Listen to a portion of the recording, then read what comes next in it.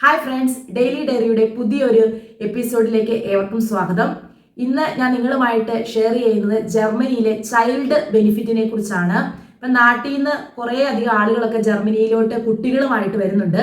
ഞാൻ വിചാരിച്ചു അവർക്കൊക്കെ ഒരു അറിവിലേക്ക് വേണ്ടി ചൈൽഡ് ബെനിഫിറ്റിനെ കുറിച്ച് കുറച്ച് കാര്യങ്ങൾ പറയാമെന്ന്. അപ്പം ഞാൻ ചൈൽഡ് ബെനിഫിറ്റിൽ ഒന്നാമതായ കിൻഡർ ഗെൽഡിനെ കുറിച്ചാണ് ഇന്ന് ഞാൻ നിങ്ങളുമായിട്ട് ഡിസ്കസ് ചെയ്യുന്നത്. അപ്പം അധികം വെച്ച് താമസിക്കാതെ തന്നെ നമുക്ക് പെട്ടെന്ന് വീഡിയോയിലോട്ട് പോകാം.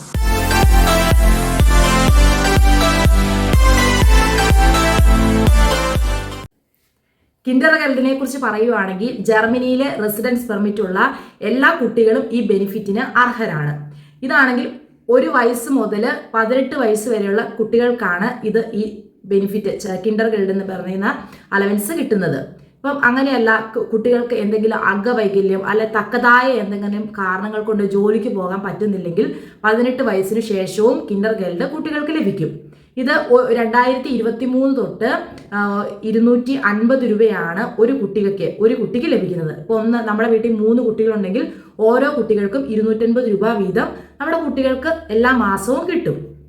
അത് മാത്രമല്ല, നമ്മളിത് അപ്ലൈ ചെയ്യാനായിട്ട് നമ്മൾ ആപ്ലിക്കേഷൻ്റെ കൂടെ നമ്മുടെ കുട്ടികളുടെ പേരൻസിൻ്റെ റെസിഡൻസ് പെർമിറ്റും അതുപോലെ തന്നെ കുട്ടികളുടെ ബർത്ത് സർട്ടിഫിക്കറ്റുമാണ് ഈ ചൈൽഡ് ബെനിഫിറ്റ് കിട്ടാനായിട്ട് ആപ്ലിക്കേഷൻ്റെ ഒപ്പം നമ്മൾ അയക്കുന്നത്. നാട്ടിൽ നിന്ന് വന്നതിന് ശേഷം 2 മാസം കഴിഞ്ഞാണ് ഈ കിൻഡർ ഗാർട്ടന് വേണ്ടി നമ്മൾ അപ്ലൈ ചെയ്തെങ്കിൽ പോലും നമുക്ക് ഉറപ്പായിട്ടും ആ പൈസ നമ്മൾ ഇന്നിവിടെ വന്ന് രജിസ്റ്റർ ചെയ്തോ അന്ന് മുതൽ നമ്മുടെ കയ്യിൽ കിട്ടും. അത് മാത്രമല്ല, എനിക്ക് പ്രത്യേകം പറയാനുള്ളത്, ഇനിയിപ്പോൾ നമ്മൾ ആപ്ലിക്കേഷൻ ഫോമിൽ എന്തെങ്കിലും മിസ്റ്റേക്ക് കാണിച്ച് എന്തെങ്കിലും അയച്ചു, അല്ലെങ്കിൽ നമുക്ക് അറിയത്തില്ലാത്ത നമ്മൾ പൂരിപ്പിച്ചില്ല, അങ്ങനെ എന്തെങ്കിലും ഒരു മിസ്റ്റേക്ക് നമ്മൾ കാണിച്ചെന്ന് വെച്ചോ എന്ന് വെച്ച് നമ്മൾ പേടിക്കേണ്ട കാര്യമൊന്നുമില്ല. ഉറപ്പായിട്ട് നമുക്ക് തിരിച്ചവരയക്കും. വീണ്ടും അവർ എന്നാ പറയുന്നത് മാർക്ക് ചെയ്ത് കറക്റ്റായിട്ട് അയക്കും. നമ്മൾ അവിടെ ഒപ്പിടാനോ അങ്ങനെ എന്തെങ്കിലും തെറ്റിപ്പോയിട്ടുള്ള എന്തെങ്കിലും മിസ്റ്റേക്ക്.